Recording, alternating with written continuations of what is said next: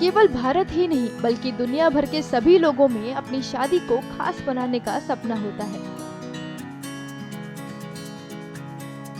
आजकल के युवा डेस्टिनेशन वेडिंग के जरिए अपने सपने को पूरा भी कर रहे हैं। युवाओं के इस सपने को पूरा करने में सबसे बड़ी भूमिका होती है किसी अच्छे, यूनिक और शानदार वेडिंग वेन्यू की। बीते कुछ सालों में डेस्टिनेशन वेडिंग के लिए भारत का चुनाव लोगों के बीच अपनी खास जगह बना रहा है। इसकी वजह भी स्पष्ट है। भारत में हर तरह के मिजाज के लोगों के लिए वेन्यू उपलब्ध है, चाहे वो गोवा और केरल के बीच हो, या फिर हिमाचल प्रदेश और उत्तराखंड के पहाड़, या फिर राजस्थान के शाही पैलेस। दुनिया भर के लोगों में डेस्टिनेशन वेडिंग के लिए भारत के चुनाव को पहली पसंद बनाने के उद्देश्य से जयपुर में वेड इन इंडिया एक्सपो आयोजित किया गया। सरकार की पहल पे आयोजित हुए इस कार्यक्रम में पर्यटन विभाग की मुख्य सचिव गायत्री राठौर और पर्यटन मंत्रालय की महानिदेशक मनीषा सक्सेना समेत देश भर के वेडिंग प्लानर्स ने हिस्सा लिया। इस कार्यक्रम में भारत में डेस्टिनेशन वेडिंग को बढ़ावा देने के उद्देश्य से कई अहम मुद्दों पर चर्चा की गई। साथ ही भारत की इकोनॉमी को बूस्ट करने के मामलों पर भी चर्चा की गई। दुनिया के किसी भी कोने में जब बच्चा पैदा होता है तो माँ बाप उसी दिन से उसकी शादी के बारे में सोचने लगते हैं, चाहे लड़का हो या लड़की।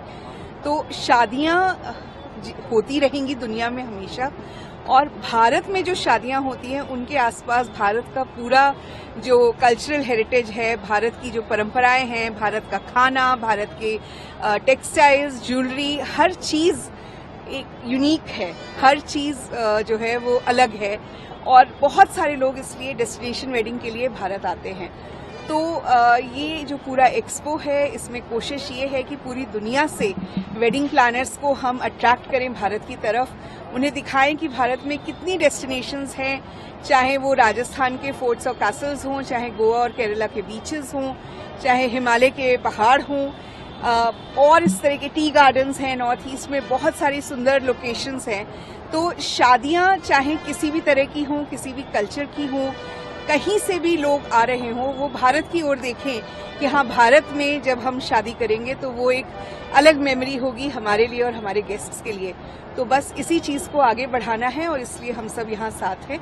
और मैं बहुत शुक्रगुजार हूँ फिक्की की और गवर्नमेंट ऑफ राजस्थान की, जिनके साथ ये इवेंट हो रहा है। आप सब जानते ही हैं कि India says I do campaign ministry of tourism ने पिछले साल 2023 में लॉन्च किया था, और हम इसके आसपास काफी काम करते रहे हैं।